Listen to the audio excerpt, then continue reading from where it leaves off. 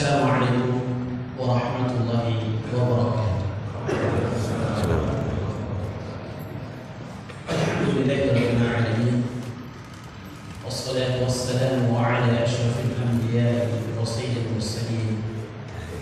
Nabiyyina wa rasulina Muhammadin wa ala alihi wa sahbihi ajma'in. Wa asyhadu an la ilaha illallah wahdahu la syarika lah wa asyhadu anna Muhammadan 'abduhu wa rasuluh. Amma ba'd. Alhamdulillah, segala puji dan puji syukur kita panjatkan kepada Allah Subhanahu wa taala yang mana di pagi yang baik ini, yang penuh dengan berkah ini, insyaallah kita diperkenankan oleh Allah Subhanahu wa taala untuk bisa bermajelis ilmu dengan salah satu alim ulama rabbaniyin, Syekh Al-Walid hafizallahu taala, yang kita berharap kepada Allah Subhanahu wa taala semoga kita semuanya diberikan ilmu yang bermanfaat oleh beliau dan juga amal saleh sehingga menjadikan kita sebagai pribadi muslim yang menjunjung tinggi manhaj salaf, manhajnya para sahabat radhiyallahu taala anhum jami'an.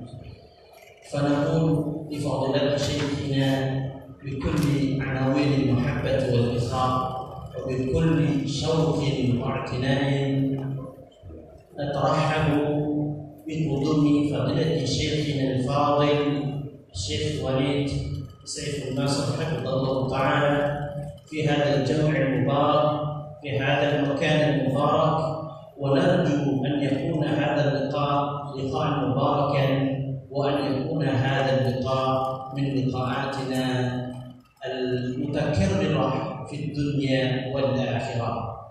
فنقول لفضيلة شيخنا جزاه الله خيرا على هذه الزيارة المباركة، ونرجو من الله تعالى كما أن يجمعنا في هذا الجمع المبارك أن يجمعنا في جناته النعيم يوم لا ينفع مال ولا بنون إلا من أتى الله بالقلب السليم. باختصارا للوقت فنرجو من فضيلته أن يلقي لنا نصيحة لهذا الجمع المبارك حتى نستفيد من علومه وننتفع في أعمالنا، فلنتفضل مشكورا مأجورا. إن الحمد لله ونستعينه ونستغفره ونعوذ بالله من شرور أنفسنا وسيئات أعمالنا، من يهده الله فلا مضل له ومن يضلل فلا هادي له، وأشهد أن لا إله إلا الله وحده لا شريك له، وأشهد أن محمدا عبده ورسوله. يا أيها الذين آمنوا اتقوا الله حق تقاته ولا تموتن إلا وأنتم مسلمون. يا أيها الناس اتقوا ربكم الذي خلقكم من نفس واحدة وخلق منها زوجها وبث منهما رجالا كثيرا ونساء، واتقوا الله الذي تساءلون به والأرحام إن الله كان عليكم رقيبا. يا أيها الذين آمنوا اتقوا الله وقولوا قولا سديدا يصلح لكم أعمالكم ويغفر لكم ذنوبكم، ومن يطع الله ورسوله فقد فاز فوزا عظيما. أما بعد فإن أصدق الحديث كلام الله تعالى، وخير الهدى هدى محمد صلى الله عليه وسلم، وشر الأمور محدثاتها وكل محدثة بدعة وكل بدعة ضلالة وكل ضلالة في النار. أما بعد إخواننا في الله، إلى تشرف بأن ونرى هذه الوجوه الطيبة المباركة الحريصة على تعلم العلم النافع والحريص إن شاء الله على الاستفادة من الخير. فأسأل الله بأسمائه الحسنى وصفاته العلى أن يجعل هذا اللقاء وهذا الجمع جمعا مباركا نافعا ننتفع فيه في الدنيا والآخرة. وحديثنا عن العلم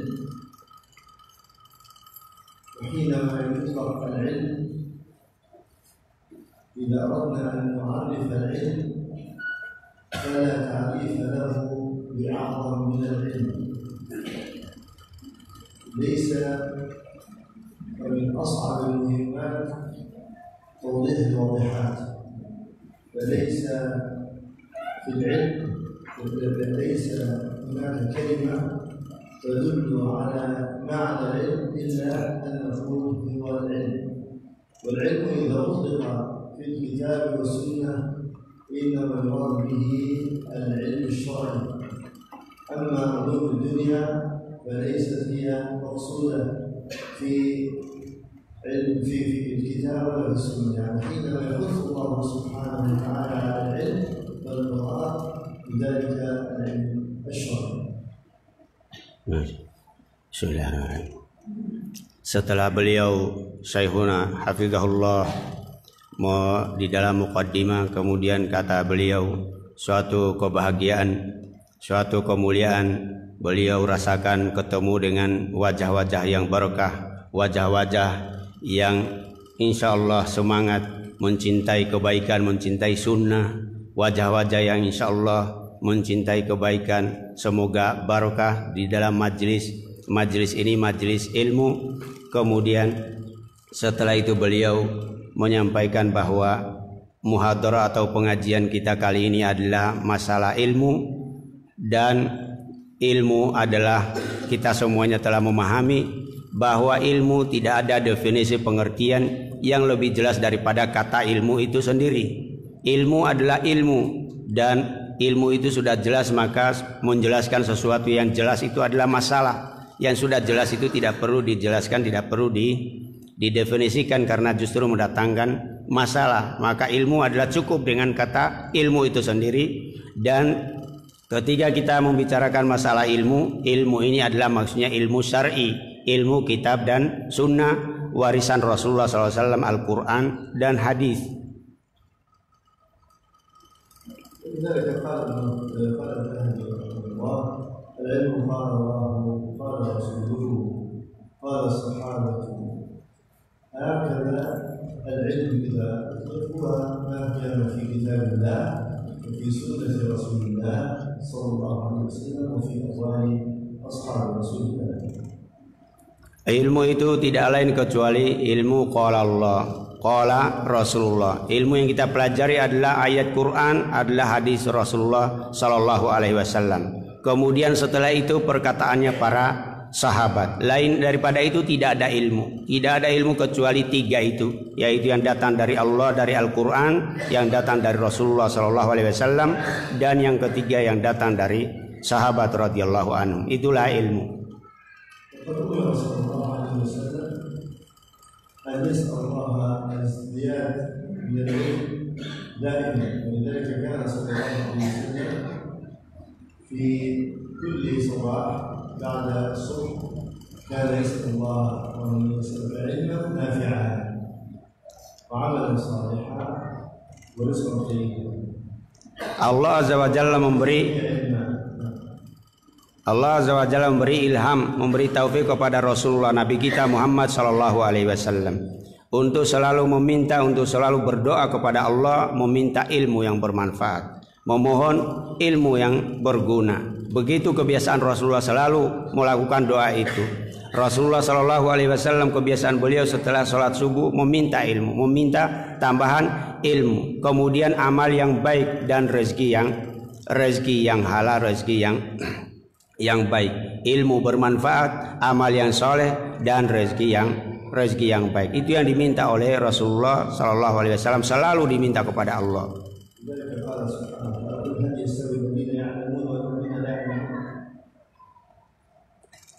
Karena itu kata Allah, apa sama? Tidak sama tentunya orang yang mengetahui, orang yang punya ilmu dengan yang tidak punya ilmu, itu tidak sama. علينا هذا ليس لك فيه اختيار، لأن العلم هو الطريق لعبادة الله عز وجل عبادة صحيحة، فخلقنا الله لعبادته. كيف نعبده؟ بغير علم لا بد من العلم. لذلك قال صلى الله عليه وسلم طلب العلم فريضة على كل مسلم.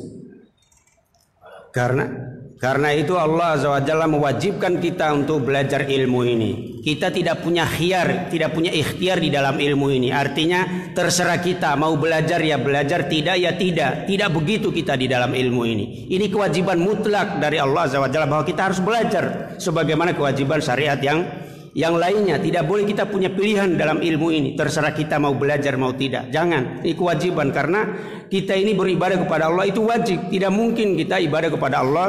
Tidak mungkin kita ibadah kepada Allah kita tidak punya ilmu, tidak mengetahui cara beribadah tersebut. Jadi kalau ibadah wajib maka harus dengan ilmu. Kalau begitu ilmu adalah wajib untuk kita pelajari.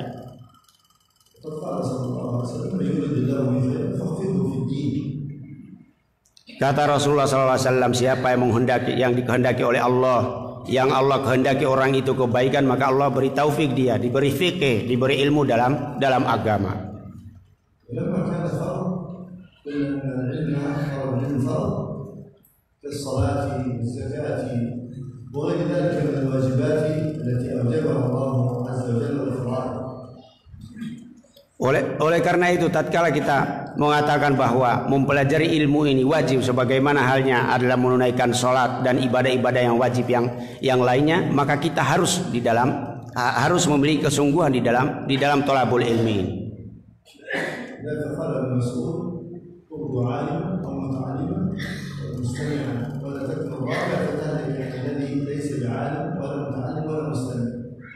Karena itu kata Ibnu Mas'ud, jadilah kamu setiap hari, setiap pagi, setiap siangmu, jadilah kamu itu alim, orang yang berilmu. Kalau tidak ya thalib ilm, penuntut ilmu, mempelajari ilmu. Kalau tidak ya minimalnya ya bertanya. Jangan jadi yang keempat, jangan jadi golongan yang tidak punya bagian di dalam ilmu sama sekali, kamu akan binasa. كثير من الناس يسمع هذا الكلام يقول نعم أنا أتعلم.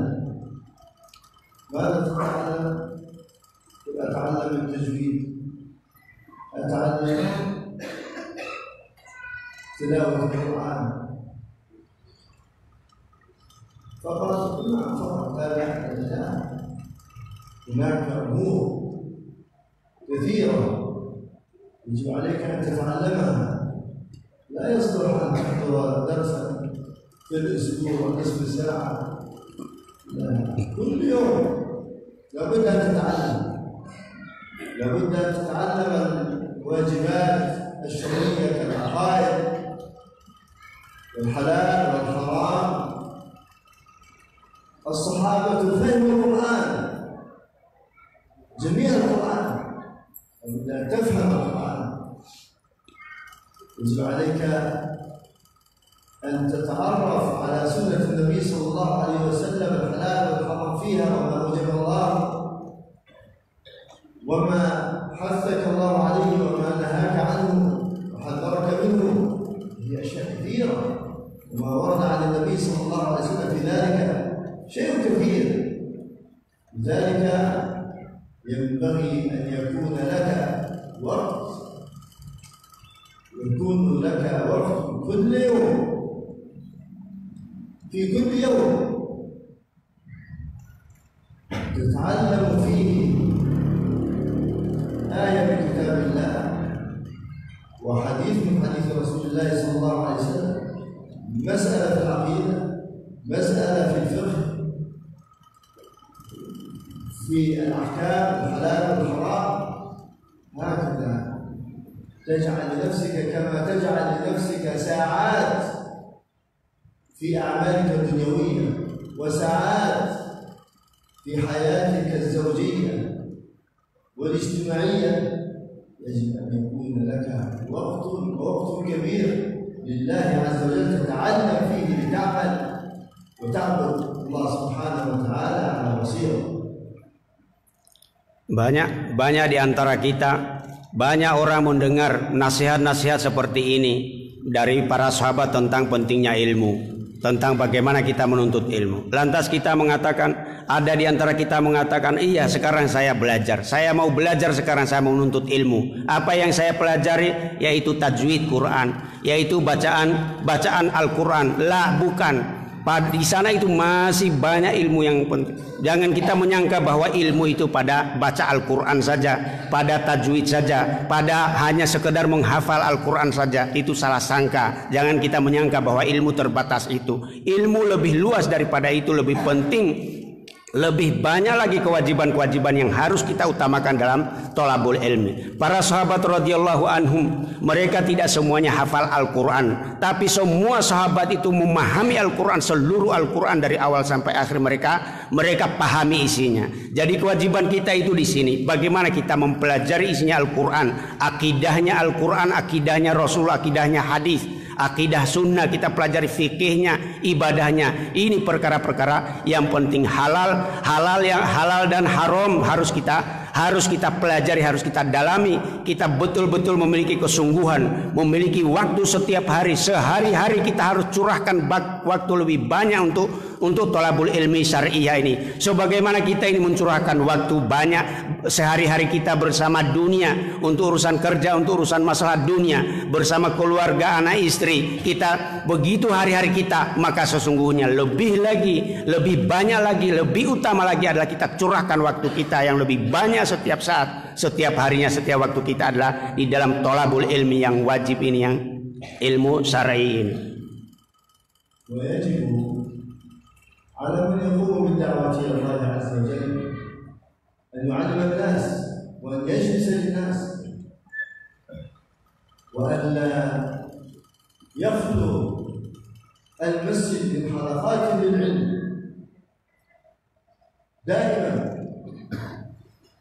هكذا دور المسجد وهكذا عمل الإمام والمسؤول عن المسجد أن يفقه الناس، أن يعلم الناس دين الله سبحانه وتعالى. فإن لم يكن عالما أتى بأناس دائما لهم حلقات في المسجد ولهم دروس مستمرة، لا يصدق كلمة محاضرة. من أين جئنا بهذه المحاضرة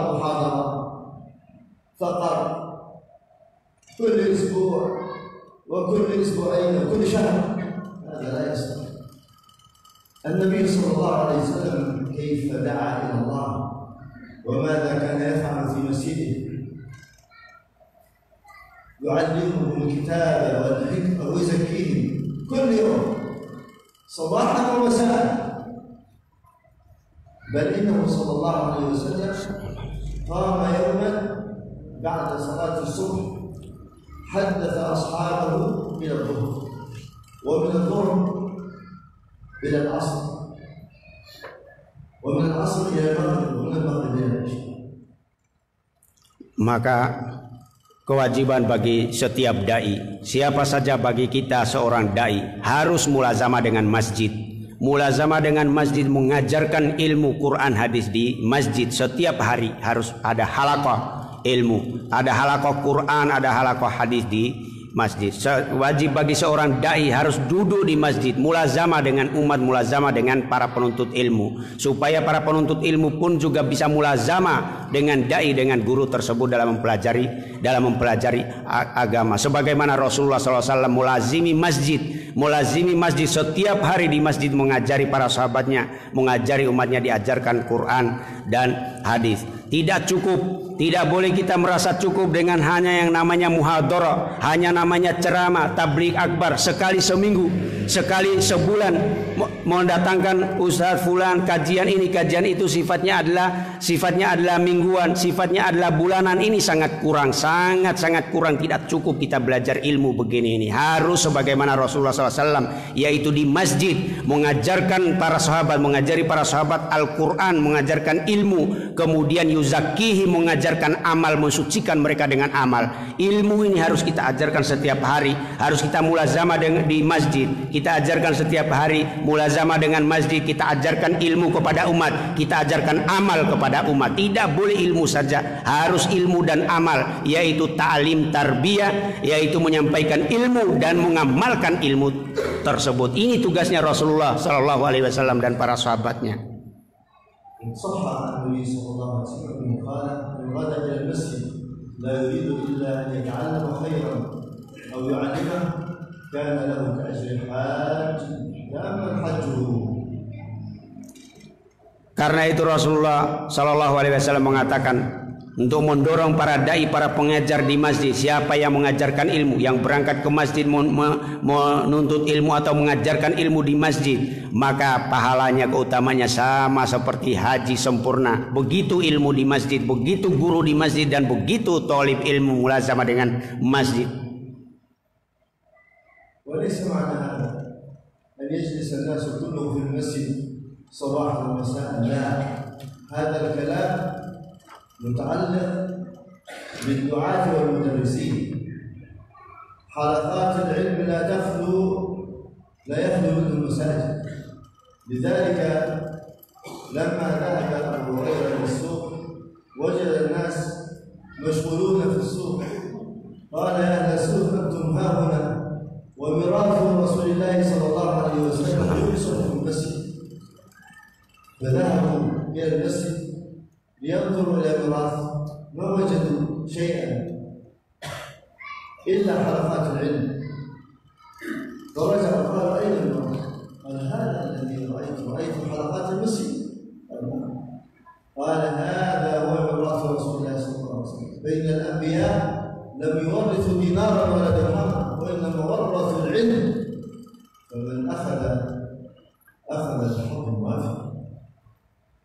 Karena itu pentingnya kita belajar di masjid ini. Tapi beliau Syekh Hafizahullah memberikan catatan bahwa ketika kita mengatakan harus belajar setiap hari di masjid, bukan berarti bahwa ini seluruh manusia, setiap orang harus di masjid semuanya. Tidak demikian. Tapi yang harus kita pahami adalah dai, muallim, guru, para dai, para muallim, harus mereka di masjid mengajarkan ilmu, supaya manusia siapa yang mau belajar datang ke masjid. Siapa saja yang menginginkan ilmu datang ke masjid, dia dapati ilmu, dia dapati halaqah ilmu. Para guru, para dai, kewajibannya ini bagaimana mereka melazimi masjid untuk mengajarkan ilmu kepada manusia. Siapa saja yang datang ke masjid dapat belajar, dapat memberikan pelajaran agama di masjid. Karena itu Abu Hurairah radhiyallahu anhu pergi ke pasar mengatakan kepada orang-orang di pasar, kenapa kalian sibuk dengan dunia, sibuk dengan jual beli, padahal warisan Rasulullah sallallahu alaihi wasallam dibagi-bagi di masjid sana. Sana kalian cepat ke masjid mengambil warisan Rasulullah sallallahu alaihi wasallam.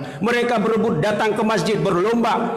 Mereka mengira akan bagi-bagi harta peninggalan Rasulullah. Ternyata sampai di masjid, ya Abu Hurairah, mana itu warisan Rasulullah yang dibagi-bagi itu? Kita tidak dapati apa-apa. Kata Abu Hurairah, kalian tidak melihat halaqah ilmu? Ada alim di sana, ada guru agama alim di sana mengajarkan agama. Kata mereka, kita dapati betul. Ya itulah warisan Rasulullah sallallahu alaihi wasallam. Rasulullah tidak mewariskan harta, dirham, dinar, tidak. Yang beliau wariskan hanya ilmu, hanya Quran, sunnah yang beliau wariskan.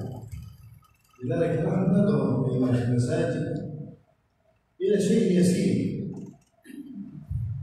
ولكنه عظيم النفع، وهذا واجب علينا. بعد كل صلاة مثلا بعد صلاة الصبح آية واحدة من كتاب الله سبحانه وتعالى في 5 دقائق فقط.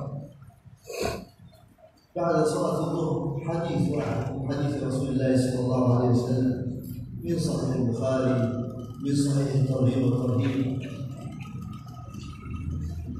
وبعد العصر مسألة واحدة في العقيدة مع الدليل، 5 دقائق فقط أو 3 دقائق. لا يكثر على الناس، ولكنه لا يأتي الرجل إلى المسجد إلا وخرج بعلم جديد.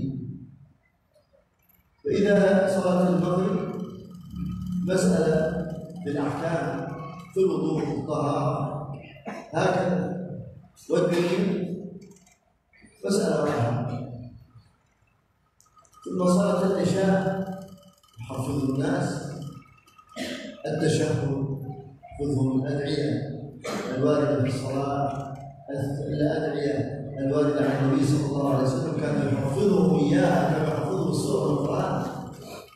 هكذا يكون مع الوقت سنة سنتين ثلاث يختم القرآن كامل، والحديث يختم كتب كثيرة بهذه الطريقة. كل سنة 360 آية و360 حديث و360 مسألة عقدية كانت وهكذا لعدد أيام السنة. Karena itu kata beliau, kita menganjurkan, kita memohon kepada para dai, para guru, para pengajar agama. Ini sederhana, kelihatannya kecil tapi sesungguhnya manfaatnya sangat-sangat besar manfaatnya. Yaitu coba diusahakan, coba kita para dai, para guru agama usahakan setiap habis sholat. Setiap habis sholat saja misalnya kita sampaikan satu ayat Al-Quran. Setiap habis sholat kita sampaikan satu hadis Rasulullah SAW dari Sahih Bukhari, dari Sahih Muslim. Kemudian setiap habis sholat kita sampaikan juga di sholat berikutnya kita sampaikan juga masalah akidah, masalah tauhid dengan dalil-dalilnya. Kita setelah sholat berikutnya kita sampaikan, kita ajarkan mereka masalah hukum, masalah ibadah, masalah fiqh dengan dalil-dalilnya. Setelah sholat yang lainnya kita sampaikan, kita ajarkan kepada mereka zikir-zikir yang datang dari Rasulullah Sallallahu Alaihi Wasallam. Umpama ini kita lakukan setiap hari, terus begitu rutin kita lakukan seperti itu sehari-hari. Kelihatannya sederhana, tapi bersamaan berlalunya waktu 1 tahun 2 tahun.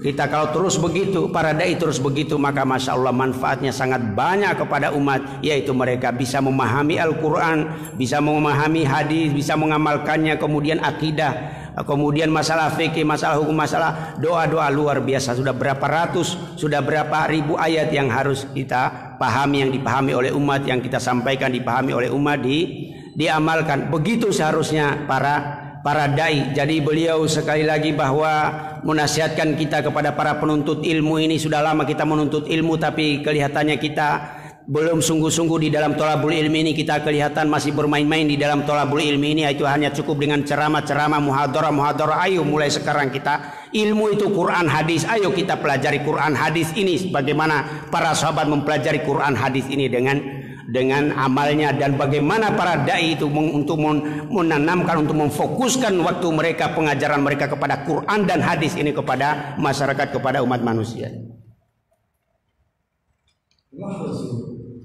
على التعلم كل يوم، ثم ما تعلمناه نبلغه لأهالينا في البيت لنسائنا وأولادنا. اليوم في هذه الصلاة أخذنا كذا، وبعد هذه الصلاة أخذنا كذا. هكذا يعلمهم. بلغوا عني ولو آية، ويجب عليك أن تعلم أهلك وأن تعلم أولادك وأن تجلس معهم. هذا فرض الله عليك.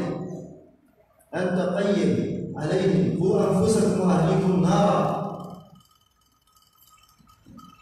Maka coba kita kalau setiap hari ini mempelajari ilmu agama ini, misalnya majelis kali ini misalnya, atau setiap majelis kita datang belajar ilmu di majelis itu, kemudian kita dakwakan, kita amalkan, kita sampaikan kepada keluarga kita saja misalnya, kita sampaikan apa yang kita terima dalam majelis ilmu itu, kita sampaikan pada anak istri kita di rumah sebagaimana petunjuknya Rasulullah, yaitu sampaikan ajaranku meskipun hanya satu ajaran saja, satu ayat atau satu hadis saja. Ini tentunya manfaatnya akan banyak, manfaatnya akan besar, dan begitu seharusnya ilmu. Kita sangat tidak layak, sangat tidak pantas kalau kita belajar ilmu kemudian ilmu itu tidak ada asarnya, tidak ada bekasnya, tidak ada pengaruhnya di rumah kita bersama anak istri. Kita penuntut ilmu, belajar ilmu agama, sementara di rumah kita tidak ada asar bahwa rumah kita ini rumahnya penuntut ilmu.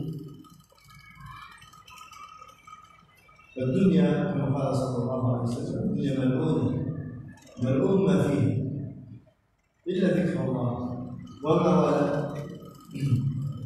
أو معلم أو متعلم.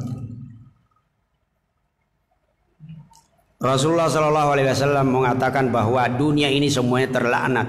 Dunia ini laknat semuanya kecuali zikrullah, kecuali majlis ilmu mempelajari qala Allah qala Rasulullah, dan semua yang berhubungan dengan masalah ilmu qala Allah qala Rasulullah. Lain daripada itu tidak ada baiknya, tidak ada gunanya.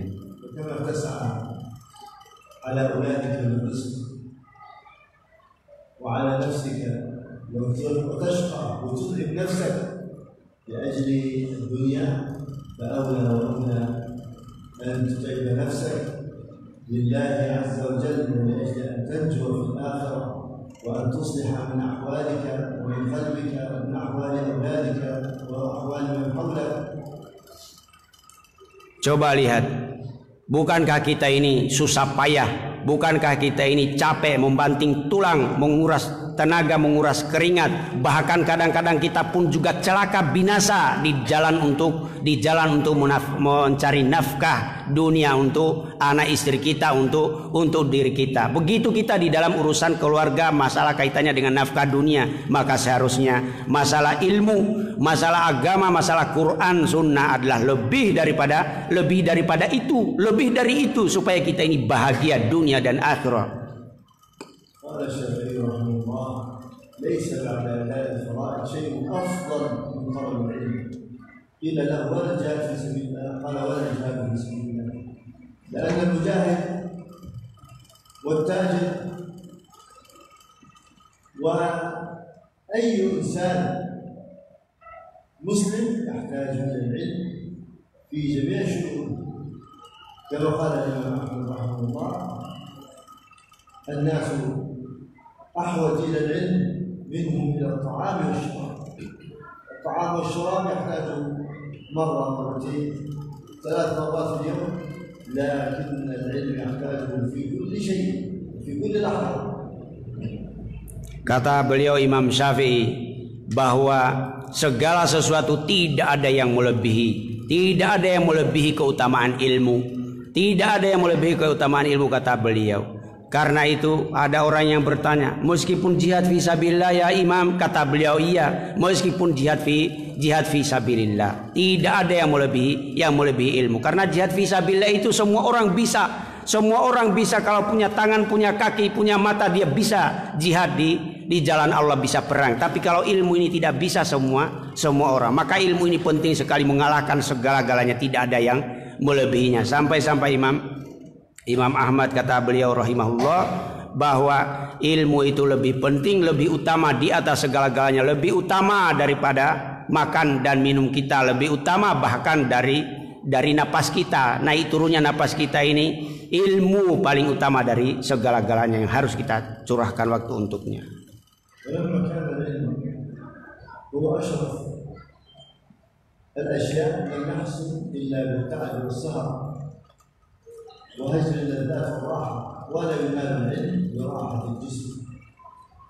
Oleh karena ilmu ini sesuatu yang berat, sesuatu yang mahal, sangat tinggi, sangat berharga. Karena itu tidak mungkin kita meraihnya, tidak mungkin kita capai kecuali dengan susah payah, dengan kita menyengsarakan tubuh, dengan kita harus berkorban sebanyak-banyaknya. Dan tidak mungkin kita mendapatkan ilmu dengan enaknya badan, dengan enaknya tubuh kita, tanpa susah, tidak mungkin.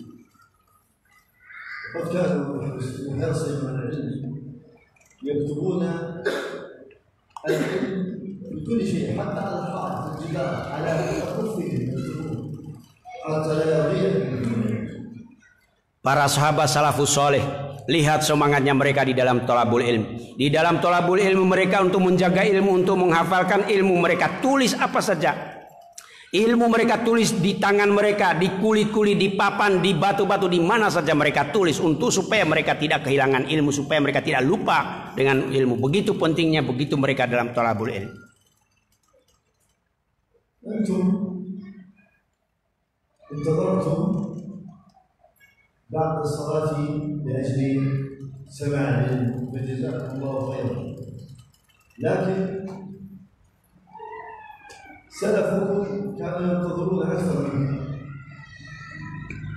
فكانوا يأتون إلى المجلس، مجلس علي بن المديني عصر اليوم لمجلس الغد في الصباح عنده مجلس علي بن المديني ينتظرونه من عصر اليوم الذي قبله. Para sahabat, bagaimana mereka para salafus saleh menuntut ilmu. Jadi antum semuanya alhamdulillah pada pagi hari ini telah menunggu untuk pengajian ini dari habis sholat subuh. Mungkin kita mengatakan aduh lama sekali kita menunggu. Padahal salafus saleh, salafunas saleh dalam thalabul ilm luar biasa mereka pengorbanan mereka di dalam thalabul ilm. Bagaimana mereka datang ke masjid untuk thalabul ilm pada Ali Al-Madini atau ulama yang lainnya. Datang waktu asar untuk pengajian besoknya, datang untuk pengajian besok, mereka datang hari ini mau nunggu. Begitu semangatnya mereka di dalam thalabul ilmi. Yang tadi luput baru saya ingat, yaitu Rasulullah Shallallahu Alaihi Wasallam pernah menyampaikan pengajian, pernah menyampaikan ilmu di masjid habis sholat subuh, zuhur, asar, maghrib sampai isya. Begitu Rasulullah SAW. Para sahabat semuanya duduk bersabar mendengarkan. Tidak ada yang pergi, tidak ada yang gelisah, tidak ada yang bosan. Begitu ketahanan kesabaran mereka mencurahkan waktu, tenaga, pengorbanan mereka dalam majelis ilmu, dalam thalabul ilmu.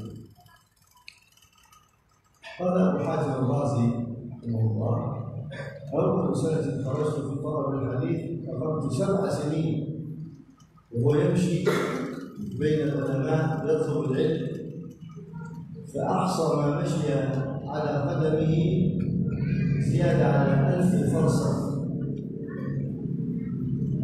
يعني له 4 أشهر وهو يسير على قدمه لطلب العلم.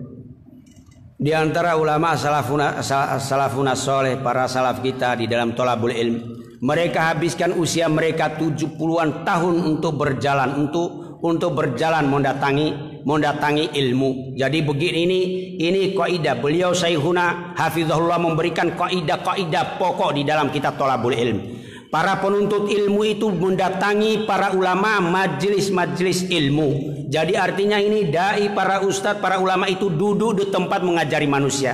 Tidak seperti pengajian sekarang ini. Kita terus terang saja, ini kita nasihat dari beliau Syekhuna. Tidak seperti kita sekarang ini, yaitu ustadz, para dai, para ustadz, para ahli ilmu, mereka pergi kemana-mana. Di sana 1 hari, di sana 1 hari, di sana 1 jam pencar. Nggak ada thalibul ilm, tidak ada penuntut ilmu. Mari kita sekarang mencontoh thalabul ilm salafus saleh. Para ulama duduk di tempat didatangi oleh para penuntut ilmu, sehingga para penuntut ilmu bertahun-tahun terus mereka safar datang ke alim sana untuk mengambil hadis, datang ke alim sana untuk mengambil hadis, untuk mengambil Quran, untuk begitu para salafus saleh. قال ابن حاتم كنا بمصر 7 أشهر لم نأكل فيها كل نهارنا مقصر من مجالس الشيوخ وبالليل ننسى ونقابل. Sebagian mereka kata mereka, kita di siang hari mengambil dari para ulama, dari para masyayikh, guru-guru kita ambil ilmu mereka, kita hafal, kita ingat. Nanti kesibukan kami di malam hari adalah mencatat ilmu-ilmu yang kita terima dari para masyayikh, para guru itu, supaya kita ingat, supaya kita tidak lupa.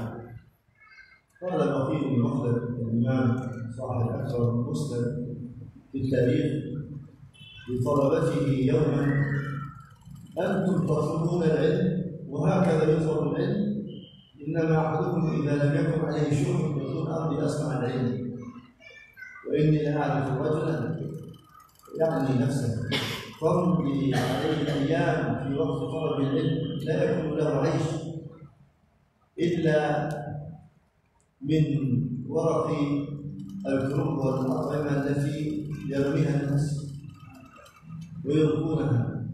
يقول إني لأعرف رجلا باع سراويله غير مرة في شراء كاغذ الورق لأجل أن يكتب العلم.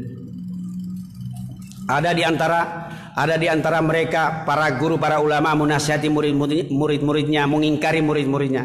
Kata beliau, kalian ini terlalu enak, terlalu santai di dalam terlalu santai di dalam belajar, di dalam menuntut ilmu. Kita, kata beliau, sebagian mereka para ulama, sebagian mereka menjual apa yang dia miliki yang tidak ada kecuali itu, sampai menjual celananya untuk bisa membeli kertas, untuk bisa membeli apa yang bisa dipakai untuk menulis ilmu. Begitu perhatian mereka, begitu semangat mereka di dalam thalabul ilm.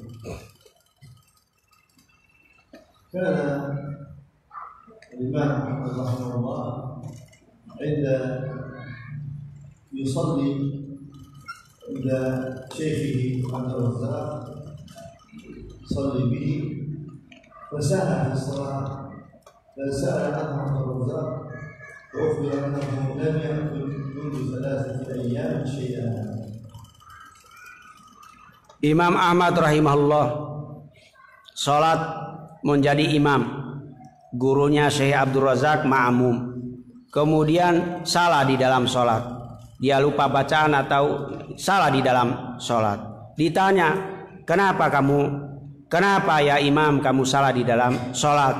Kata beliau, saya sudah 3 hari tidak makan. Begitu mereka. وكان الإمام البخاري رحمه الله يقوم في الليلة الواحدة أكثر من 18 مرة ليكتب بعض الفوائد التي يجدها ومشغول بها فلا يكادون يناموا بسبب انشغالهم بالعلم. هذا شيء عظيم.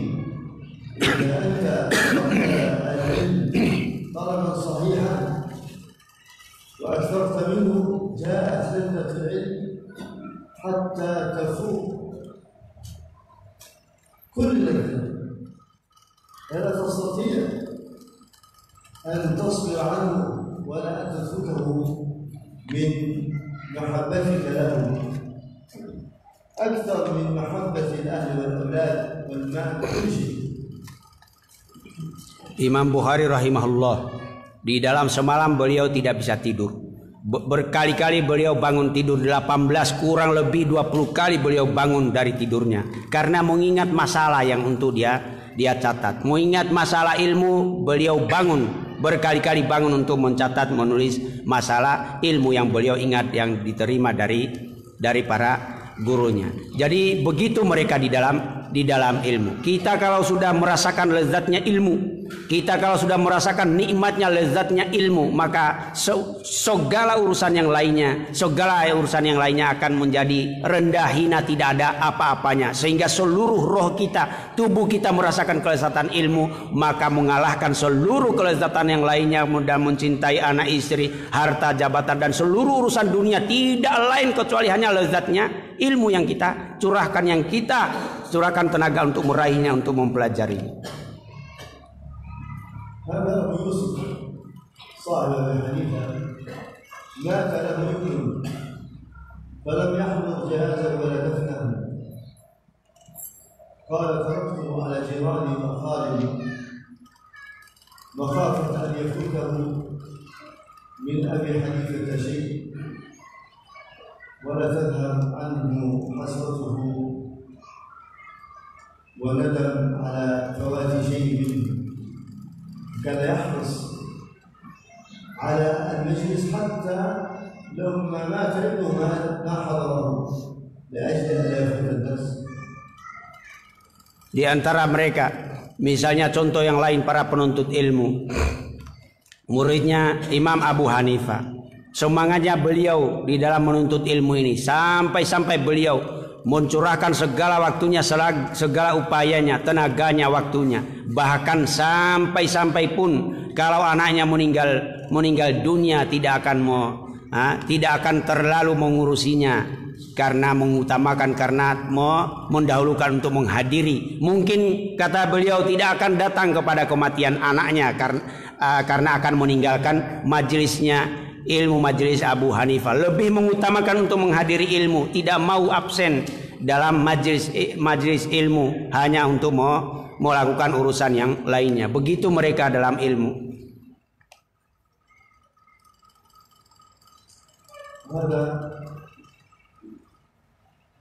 ابن القاسم تلميذ الإمام مالك رحمه الله قال أنخت الإمام مالك 17 سنة ليس له بيت ولا مكان إلا عتبة باب المنزل يجلس ويبيت عند عتبته. إذا خرج معه دخل بيته جلس عند عتبته في الصيف وفي الشتاء، وأحيانا كان يدخله البيت يذاكر بعض العلم ويعطيه بعض العلم.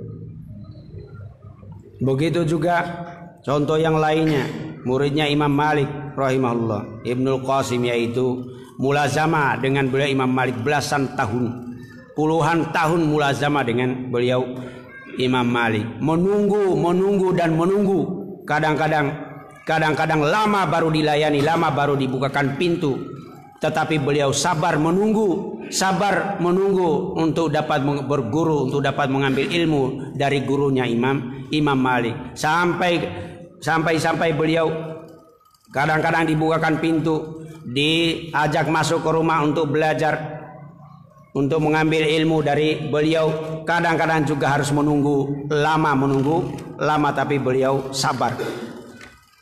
لذلك أبي حاتم لما ذهب إلى مصر جلس مع مجموعة من طلاب العلم ينشغلون بالعلم ما بين الشيوخ ومجالس العلم في الصباح وفي الليل، يكتبون ويدونون، فانشغلوا حتى نسوا أنهم لم يأكلوا منذ 3 أيام. نسوا أنهم لم يأكلوا، فقالوا إذا ذهبنا في طريقنا نشتري شيء. فلما مروا في الطريق اشتروا سمكة ثم أتوا بها إلى البيت وضعوها ونسوا أيضا بسبب انشغالهم بالعلم، نسوها ولم ينتبهوا لها إلا لما تغيرت رائحتها، فأرادوا أن يأكلوها فلم يجدوا وقتا لطهيها ولا طبخها فأكلوها نيئة. Ibnu Abi Hatim, kisahnya mereka di dalam thalabul ilm. Mereka datang di masjid itu penuh dengan halaqah ilmu. Di majlis itu penuh dengan majlis ilmu, sehingga para penuntut ilmu bisa milih, terserah mau majlis kepada siapa saja, majlis ke tiang masjid di mana saja yang dia kehendaki, karena semuanya majlis ilmu. Dan seluruh penuntut ilmu semuanya sibuk dengan mendengarkan ilmu, sibuk dengan mencatat, sibuk dengan menulis ilmu. Terus begitu kesibukan mereka adalah menulis, mencatat, menghafal ilmu, menghadiri, pindah-pindah dari majlis ilmu, dari guru satu ke guru yang lainnya, terus begitu sampai mereka lupa. Kita ini belum makan sudah 3 hari, kita ini tidak makan, lupa mereka dengan makan mereka padahal sudah 3 hari. Setelah itu kata mereka, sudah, kita tetap mau nyibukkan diri dengan ilmu. Nanti saja kalau kita pulang di jalan nanti ketemu makanan kita beli. Kalau kita pulang dari majelis ilmu ini, kita nanti ketemu makan kita beli di jalan. Ketemu ikan di jalan, mereka beli, ternyata sampai di rumah pun juga bukan ikan itu yang diurusi, padahal mereka sudah lapar 3 hari, tapi terus mereka mengurusi ilmu, muzakarah, mencatat, mempelajari, menghafal, mempelajari ilmu, sampai lupa juga ikan itu. Mereka tidak sadar, mereka tidak ingat, kecuali kalau ikan itu telah membusuk, sudah bau, sudah busuk, baru mereka ingat ternyata kita beberapa hari lalu punya ikan belum kita masak, sehingga berapa hari mereka berkorban untuk tidak makan itu. Tapi karena lezatnya ilmu, karena nikmatnya ilmu, mereka lupakan segala-galanya, lupakan lapar berhari-hari, lupakan dunia karena nikmatnya lezatnya ilmu. Begitu mereka di dalam ilmu.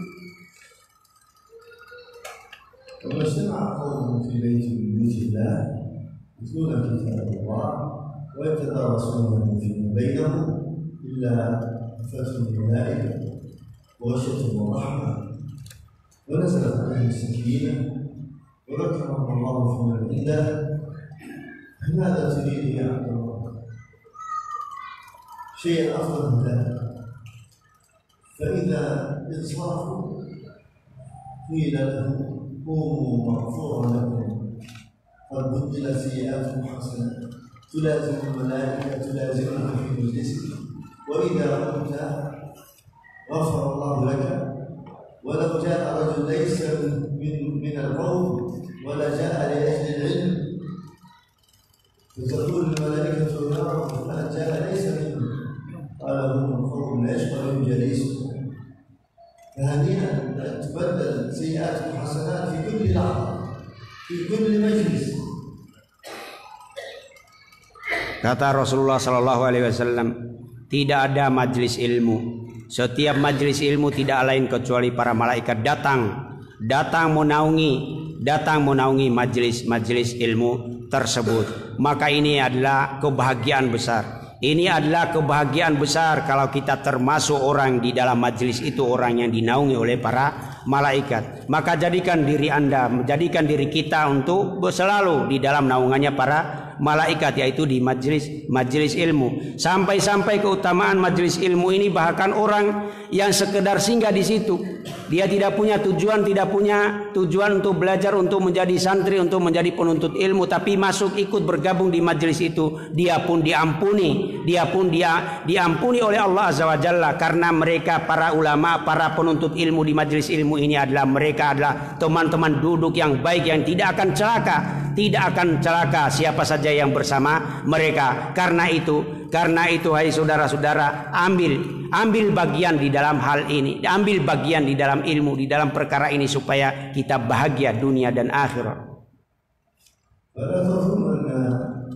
نومك في مجلس العلم يعني أن السكينة نزلت عليك، فإن هذا النعاس في الجهاد هذا من الرحمن، وأما في مجلس العلم وفي الصلاة إنما هذا من الشيطان.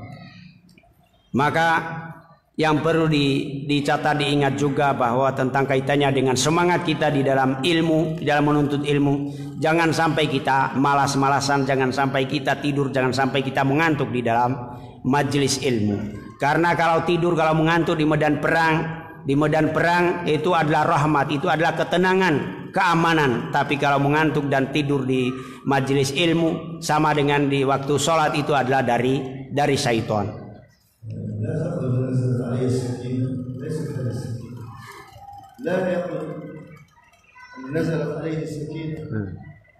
Jangan sampai kita mengatakan ketika ngantuk, ketika tidur di majelis, alhamdulillah turun sakinah, ketenangan pada hati saya. Jangan, itu salah.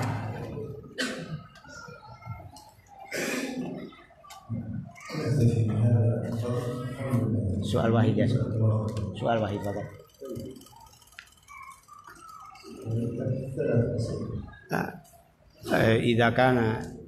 إذا كان العلم في مسجد فكيف بنساء؟ هذا سؤال. النساء. العلم للنساء كان صلى الله عليه وسلم يجعل لهن يوما يعلمهن ما يتعلق بهن، لأن النساء شقائق الرجال. ثم إذا كان في المسجد يوجد مكان للنساء يجب عليهن أن يحضرن ليستمعن إلى الدروس العلمية ويستفدن ويكتبن ويبلغن ما تعلمن.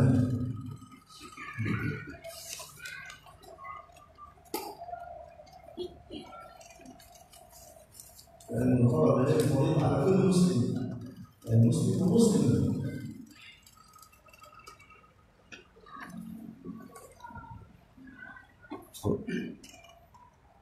Hudur majalis fihi yani lianna indana ya durus muhadarat huna wa hunak fa yusabbib masakil yani inda ba'dil ikhwa yani nahdur hadza summa aidan yani haula ya min haitsul manhaj au kadza yani fihi syai' min hadza man nasihatun. في الدعوة يا إخواننا طريقة النبي صلى الله عليه وسلم. رسول الله صلى الله عليه وسلم لم يخرج من مسجده محاضرة هناك ودرس هناك وندوة في كذا، لا. مسجد النبي صلى الله عليه وسلم في المدينة وهو جالس فيه يعلمهم صباحا ومساء العلم، ثم بعد ذلك يرسل واحدا يجلس في مكان. نحن ليس عندنا دعوة على طريقة التنبيه، الدعوة السلفية على طريقة السلف، ولذلك الشيخ ابن عثيمين في مسجد واحد جالس فيه في عنيزة علم وجاءه الناس حتى من أمريكا من استراليا من أوروبا ومن بلاد كثيرة يتعلمون العلم سنة سنتين ثلاث ثم يرجعون إلى بلاد ما شاء الله وتحضر الدروس في أماكنهم. هكذا شيخ مقبل، هكذا مشايخ العلم يجلسون في مكان واحد، وهذه طريقة النبي صلى الله عليه وسلم.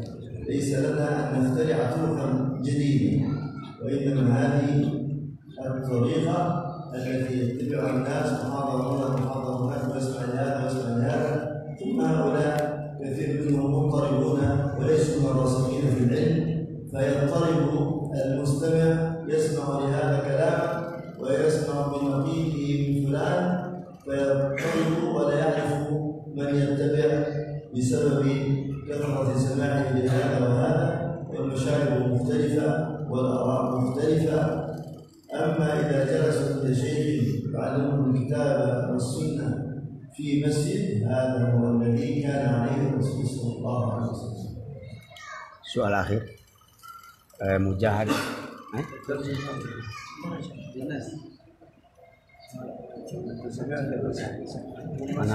Ana mantabi. Arafu Arabi alhamdulillah. Hum tulabul ilmi sini ini ya Syekh. Antum alhamdulillah antum sudah bertahun-tahun tolabul ilmi. Jadi kan insyaallah sudah bisa bahasa Arab. Jadi ini juga nasihat dari Syekhuna. Cobalah kita ini jangan sudah puluhan tahun kita Indonesia terus. Kalau baru 1 tahun 2 tahun ya nggak apa-apa lah. Tapi kan insya Allah dakwah kita ini sudah 20 tahun lebih dakwah salafiyah di Sidoarjo di Surabaya. Jadi peserta ini insya Allah sudah ada yang sudah 20 tahun di majelis ilmu pengajian. Jadi ya sudahlah, minimalnya kalau nggak 90% ya 60% 50% bahasa Arab kan sudah alhamdulillah khair. Jadi jangan terjemah terus, apalagi ini Idul Fitra apa itu Saribumi Sidoarjo, jangan terjemah terus. Ini saya tadi monolog untuk terjemah supaya bahasa Arab aja supaya mereka terjemahkan sendiri. Anak kuntu la urid an tarjimah ya hum tarjumuna hum tulabul ilmi di sini aksar min asra sini aksar min isrin sana hum fi tulabul ilmi fa ijtahidu ya ikhwa yani fi ta'allumil lughal arabiyyah hum yutarjimuna insyaallah. Bagi soal akhir ya sih, mujahadatun nafs fi ikhlas fi talabil ilm summa sesmu nasihatukum inda dha'fil himmati talabil ilm. ضعف الهمة ترجع إلى السؤال الأول وهو الإخلاص. إذا صدقت النية مع الله واستعنت بالله في طلب العلم ستجد همة مرتفعة تسمو همتك وتعلو بفضل إخلاصك وصدقك واستعانتك بالله. الأمر الآخر أن هذا الفتور الذي يحدث لبعض طلاب العلم إنما هذا من الغفلة والمعاصي، بل أنه بالاستغفار لا وجد شيئا آخر. الأمر الثالث أنه يكثر من الدعاء بالعلم النافع والعمل الصالح. يا إخواننا لا تنجوا من الفتن والمصائب والمعاصي إلا بالعلم. فكيف تترك هذا الأمر ويمكن أن تتخطط؟ هذا يقول لك حلال وهذا يقول حرام وهذا يجوز وهذا لا يجوز، تضطرب هكذا لا تعرف من تتبع. بسبب ماذا؟ بسبب الجهل. أما إذا تعلمت وأخذت علما صحيحا من القرآن والسنة ففيهما الهداية والدلالة على الخير، وتعرف الحق من الباطل وتميز بإذن الله، ويهديك الله سبحانه وتعالى بأحسن الطرق ولأقوم السبل، ويهديك الله لأفضل الأعمال وأحسن الأعمال. يكون ذلك بالصدق والإخلاص والدعاء والاستعانة بالله عز وجل مع صحة العلم. لأنك إذا كان العلم ليس في الكتاب والسنة وإنما هي من كتب مختلفة تمل، فلن تجد أفضل من كلام الله ولا كلام رسوله يزيد في الإيمان. أما الكتب الأخرى كتب فكرية، كتب حركية، كتب كذا يقولون كتب الرأي، يقولون عليها كتب الفقه، هذه تقص القلب. أما الكتاب والسنة القرآن والحديث لا يزيدك إلا إيمانا. مجالس العلم التي فيها كلام الله وكلام الرسول صلى الله عليه وسلم هذا لا يزيدك إلا قربة من الله وهداية وتوفيقا وسدادا إيمانا. هكذا كان أصحاب النبي صلى الله عليه وسلم لا يصيبهم فتور. لماذا الفتور؟ لأن قال الله قال رسول الله. كلام الله أطيب الكلام وألذ الكلام كلام النبي صلى الله عليه وسلم، لا ينطق عن الهوى إن هو إلا وحي. Oke, secara ringkas saja jawaban pertanyaan kaitannya dengan futur di dalam thalabul ilm. Maka kata beliau, futur itu sebabnya karena kita sendiri tidak punya perhatian, tidak punya kecintaan, tidak punya semangat di dalam thalabul ilm. Jadi futur itu jangan menyalahkan setan, jangan menyalahkan orang lain. Kita menyalahkan diri kita sendiri, kita yang tidak merasakan lezatnya, tidak yang merasakan nikmatnya ilmu. Jadi afwan saja, maaf saja. Kenapa para penuntut dunia, para penuntut jabatan tidak pernah ada yang bertanya di antara mereka apa obatnya futur? Bagaimana futur dalam mencari jabatan? Bagaimana jalan keluar futur dalam mencari dunia? Tidak pernah ada pertanyaan seperti itu. Kenapa setiap majelis ilmu muhadarah seperti ini ada 10 pertanyaan? Apa ya Syekh, apa ya Ustaz obatnya futur dalam thalabul ilmi? Ini kan musibah besar. Ini musibah. Kenapa setiap majelis ilmu ada yang bertanya bahkan tidak satu pertanyaan? Banyak pertanyaan tentang futur, bagaimana jalan keluarnya, apa obatnya. Sementara para penuntut dunia, jabatan, harta, nggak pernah ada yang bertanya begini. Terus mereka semangat karena mereka merasakan nikmatnya, lezatnya dunia, jabatan, harta itu. Kenapa kita tidak merasakan lezatnya ilmu, lezatnya nikmatnya thalabul ilm, sehingga kita terus semangat, terus ulul himmah, semangat tinggi. Jangan hanya semangat saja, tapi ulul himmah, semangat itu harus tinggi ya ikhwan. Harus tinggi semangatnya thalabul ilmi itu yang melebihkan thalib satu dengan thalib yang lainnya, yaitu semangatnya yang tinggi. Jangan hanya semangat saja, apalagi semangat rendah. Begitu nasihatnya para ulama, yaitu ulul himmah, kibrul himmah, semangat yang tinggi. Sehingga insya Allah dengan begitu sudah tidak ada lagi futur dalam thalabul ilm. Mudah-mudahan setelah ini sudah tidak ada lagi pertanyaan obatnya futur di dalam thalabul ilm. Wa subhanallah. أولا سابقون على الإطالة والتقصير أو يجدون شيئا يعني أحسنكم به، لكن والله هي المحبة في الله والتفكير يذكر النفس وإياكم بهذه الأمور المهمة. والأمر الآخر هو أننا يعني على سفر، فلذلك نكتفي بهذا القدر. الحمد لله.